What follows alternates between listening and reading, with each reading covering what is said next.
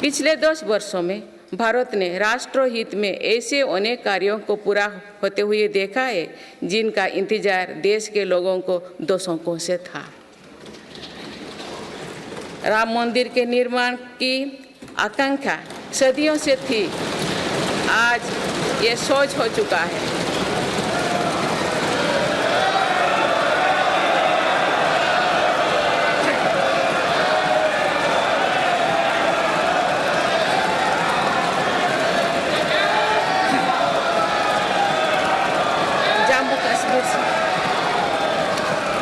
जम्मू कश्मीर से आर्टिकल 370 हटाने को लेकर शंकाएं थी, आज वो इतिहास हो चुकी है। इसी संसद ने 3 तलाक के विरुद्ध कड़ा कानून बनाया है।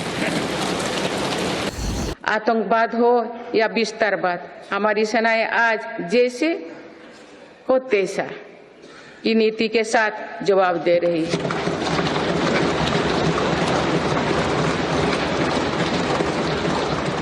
आंतरिक शांति के लिए मेरी सरकार के प्रयासों के सार्थक परिणाम हमारे सामने है। जम्मू कश्मीर में आज सुरक्षा का वातावरण है। आज वहां हड़ताल का सन्नाटा नहीं, भीड़ भरे बाजार की चहल पहल है। नॉर्थ ईस्ट में अलगाववाद की घटना में भारी कमी आई है। अनेक संगठनों ने स्थायी शांति के तरफ कदम बढ़ाए हैं। नक्सलवाद से प्रभावित क्षेत्र घटे हैं और नक्सली हिंसा में भी भारी गिरावट हुई है। मेरी सरकार भारत को दुनिया की एक बड़ी स्पेस पावर बनाने में जुटे हैं। ये मानव जीवन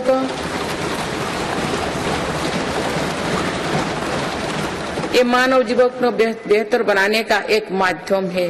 साथ ही ये स्पेस इकोनॉमी में भारत की हिस्सेदारी बढ़ाने का भी प्रयास है।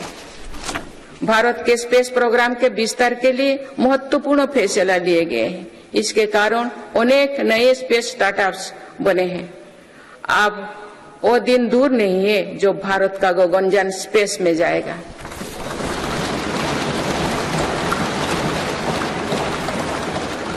मेक इन इंडिया और आत्मनिर्भर भारत अभियान हमारी ताकत बन चुकी है।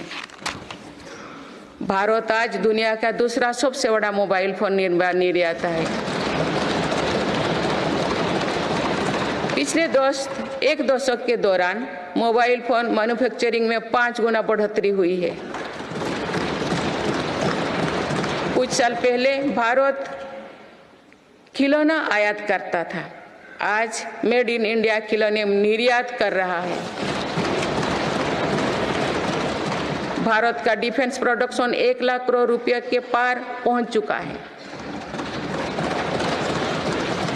आज हर भारतीय देश में बने एयरक्राफ्ट कैरियर INS विक्रांत को देखकर गर्व से भरा हुआ है। लड़ाकू विमान तेजस अब हमारी वायुसेना की ताकत बन रहे हैं। C295 ट्रांसपोर्ट एयरक्राफ्ट का निर्माण भारत में होने जा रहा है। आधुनिक एयरक्राफ्ट इंजन भी भारत में बनाया जाएगा। उत्तर प्रदेश और तमिलनाडु में डिफेंस कॉरिडोर का विकास हो रहा है। मेरी सरकार ने डिफेंस सेक्टर में निजी क्षेत्रों की भागीदारी सुनिश्चित की है। स्पेस सेक्टर को भी हमारी सरकार ने युवा स्टार्टअप्स के लिए खोल दिया है। हमें सभी बचपन से गरीबी हटाओ के नारे सुनते आ रहे हैं। अब हम जीवन में पहली बार बड़े पैमाने पर गरीबी को दूर होने देख रहे हैं। नीति आयोग के अनुसार मेरी सरकार के 1 दशक के कार्यकाल में करीब 25 करोड़ देशवासी गरीबी से बाहर निकले हैं।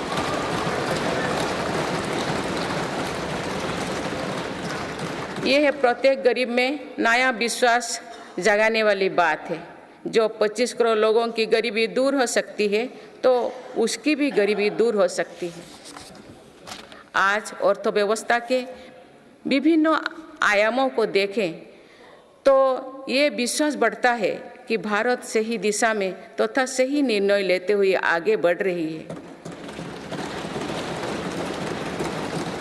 बीते 10 वर्षों में हमने भारत को फ्रेजाइल 5 से निकलकर टॉप 5 इकोनॉमीज में शामिल होते देखा है। माननीय सदस्यगण, बीते वर्ष में विश्व ने 2 बड़े युद्ध देखे और कोरोना जैसे वैश्विक महामारी का सामना किया।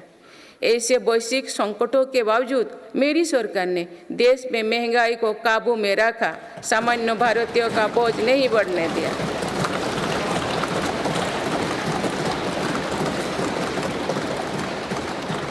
दो 2014 से पहले के 10 वर्षों में औसत महंगाई दर 8% से अधिक थी।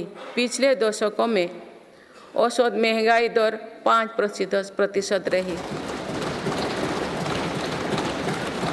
मेरी सरकार ने बीते 10 वर्षों में पर्यटन के क्षेत्र में अभूतपूर्व काम किए हैं। भारत में घरेलू टूरिस्ट की संख्या के साथ ही भारत आने वाले विदेशी पर्यटकों की संख्या भी बढ़ी है। पर्यटन के क्षेत्र में जो वृद्धि हो रही है, इसका कारण भारत की बढ़ती साख है। आज दुनिया भारत को देखना और जानना चाहती है। इसके अलावा शानदार कनेक्टिविटी विकसित होने के कारण भी पर्यटन का दायरा बढ़ा है। जगह जगह एयरपोर्ट बनने से भी बहुत फायदा हो रही है। नॉर्थ ईस्ट में आज रिकॉर्ड संख्या में टूरिस्ट पहुंच रही है।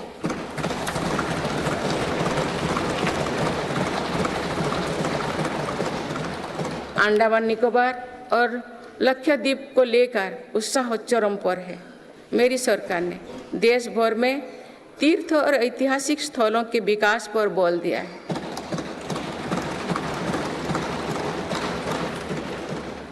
इससे अब भारत में तीर्थ यात्रा आसान हुई है। वही दुनिया भी भारत में हेरिटेज टूरिज्म को लेकर आकर्षित हो रही है। बीते 1 वर्ष में 8.5 करोड़ लोग काशी गए हैं।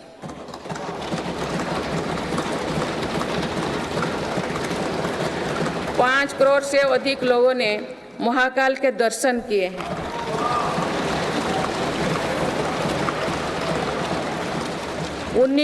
उन्नीस लाख से अधिक लोगों ने केदार धाम की यात्रा की है।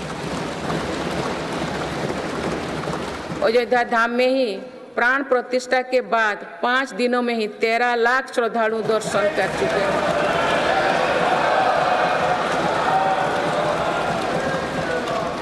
पूर्व पश्चिम उत्तर दक्षिण भारत के हर हिस्से में तीर्थ स्थलों पर सुविधाओं का अभूतपूर्व विस्तार हो रहा है। बीते 3 वर्षों से पूरी दुनिया में उथल पुथल मची हुई है। दुनिया के अलग अलग हिस्सों में दरार पड़ गए हैं। इस कठिन दौर में मेरी सरकार ने भारत को विश्व मित्रों के रूप में स्थापित किया है।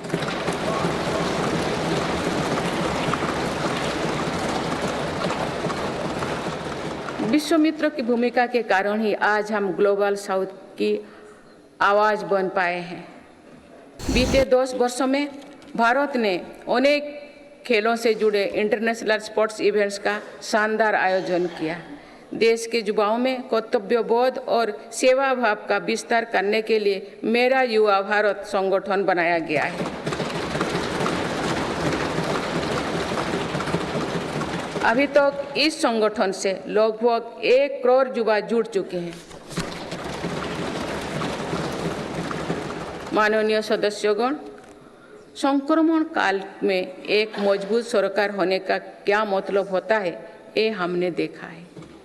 बीते 3 वर्षों से पूरी दुनिया में उथल पुथल मची हुई है। दुनिया के अलग अलग हिस्सों में दरार पड़ गए हैं।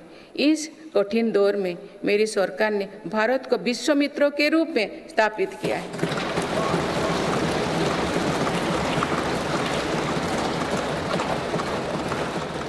विश्व मित्रों की भूमिका के कारण ही आज हम ग्लोबल साउथ की आवाज बन पाए हैं।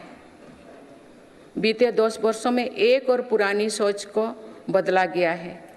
पहले डिप्लोमेसी से जुड़े कार्यक्रम को दिल्ली के गलियारे तक ही सीमित रखा जाता था, मेरी सरकार ने इसमें भी जनता की सीधी भागीदारी सुनिश्चित की है। इसका एक बेहतरीन उदाहरण भारत द्वारा G20 अध्यक्षता के दौरान देखा गया है।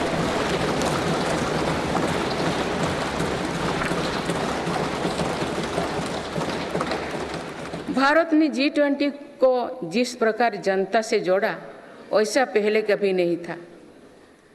देश भर में हुए कार्यक्रम के जरिए भारत के वास्तविक सामर्थ्य से दुनिया का परिचय हुआ। जम्मू कश्मीर और नॉर्थ ईस्ट में पहली बार इतने बड़े अंतर्राष्ट्रीय कार्यक्रम हुए।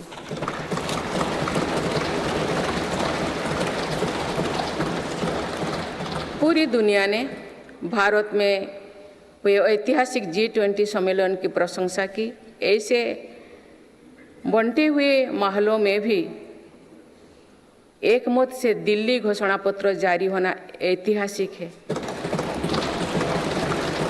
मेरी सरकार ने वैश्विक विवादों और संघर्षों के इस दौरे में भी भारत के हितों को मजबूती से दुनिया के सामने रखा है। भारत की विदेश नीति का दायरा आज अतीत की विदेशों से कहीं आगे बढ़ चुका है। आज भारत अनेक वैश्विक संगठनों का सम्मानित सदस्य है। आज आतंकवाद के खिलाफ भारत दुनिया के एक प्रमुख आवाज है।